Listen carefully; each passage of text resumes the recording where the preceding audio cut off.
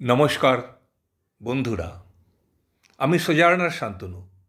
আজ আপনাদের নিয়ে যাচ্ছি গোকর্ণের হৃদয়ে প্রাচীন মহাবালেশ্বর টেম্পল, যেখানে সমুদ্রের নোনা হাওয়া আর শিবভক্তির গভীরতা একসাথে মিশে যায়।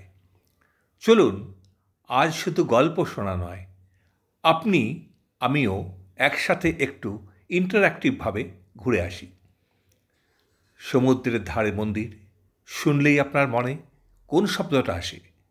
শান্তি, ভক্তি না অ্যাডভেঞ্চার? গোকর্ণে পৌঁছে প্রথম যে জিনিসটা মনে পড়ে, এটা যেন গোয়ার শান্ত মৃদু আধ্যাত্মিক সংস্করণ। রাস্তার পাশে নারকেল গাছ, ঢেউয়ের শব্দ আর ছোট ছোট তীর্থযাত্রীদের ভিড়। মন্দিরের সামনে দাঁড়ালেই দেখা যায় শতাব্দী পুরানো কালো পাথরের স্থাপত্য। আপনি কি আগে কখনো কোনো সমুদ্র তীরবর্তী তীর্থস্থানে গিয়েছেন? গোকর্ণের আসল মাহাত্ম্য লুকিয়ে আছে তার পৌরাণিক কাহিনীতে। রাবণের আত্মলিঙ্গ, বলা হয় ব্রহ্মা রাবণকে যে আত্মলিঙ্গ দিয়েছিলেন, সেটি লঙ্কা পৌঁছে গেলে তাকে কেউ হারাতে পারত না। দেবতারা ভেবে উঠলেন এটা থামাতেই হবে। বিষ্ণু একদিকে রাবণের শক্তি কমিয়ে দিলেন, আর গণেশ ছোট বালকের রূপে এসে লিঙ্গটি মাটিতে রেখে দেন। নিয়ম অনুযায়ী সেটা আর তুলতে না পারায় আত্মলিঙ্গটি গোকর্ণেই প্রতিষ্ঠিত হয়, আজকের মহাবালেশ্বর টেম্পলে। মিথোলজি শুনলে কি আপনার মনে হয় এগুলো শুধু গল্প, না মানুষের বিশ্বাসের শক্তি? মন্দিরে ঢুকলে আপনি পাবেন সম্পূর্ণ ভক্তিময় পরিবেশ, গাঢ় চন্দনের গন্ধ, ধূপের ধোঁয়া আর ঢেউয়ের সাথে মিশে থাকা ঘণ্টার ধ্বনি। এখানে দর্শনের নিয়ম একটু আলাদা।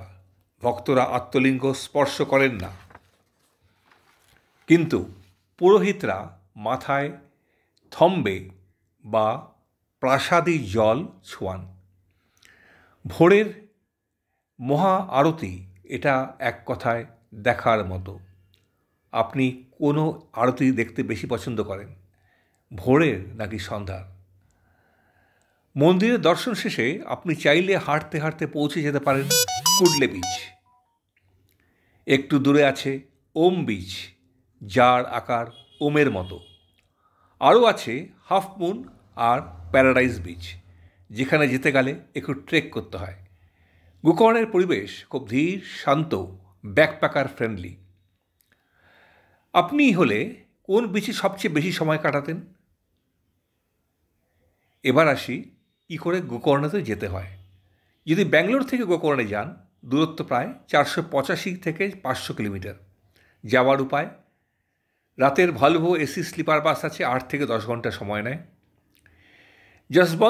যশবন্তপুর গোকর্ণ রোড 7-8 ঘন্টা প্লাস 20 কিলোমিটার অটো।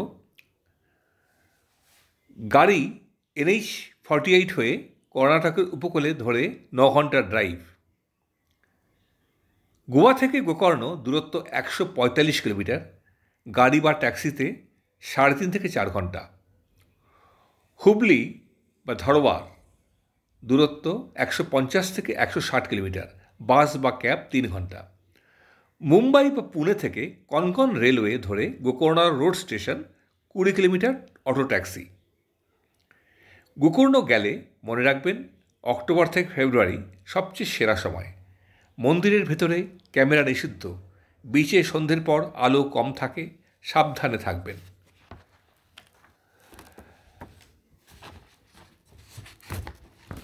সানসেট ধরতে চাইলে ওম বিচের ক্লিপ থেকে সেরা ভিউ। আপনি কি ভ্রমণে ইতিহাস গুরুত্ব দেন বেশি, না প্রকৃতি? আজকের এই ছোট গোকর্ণ ভ্রমণ যদি আপনাদের ভালো লেগে থাকে, তবে একদিন মহাবালেশ্বর টেম্পলের সামনে দাঁড়িয়ে সমুদ্রের শব্দটা নিজের কানে শুনবেন। আমি সোজারনার শান্তনু আজ এখানেই শেষ করছি। নতুন গল্প, নতুন জায়গা নিয়ে আবার আসব। ভালো থাকবেন, ভ্রমণ করে যান, বিশ্বকে নিজের চোখে দেখুন।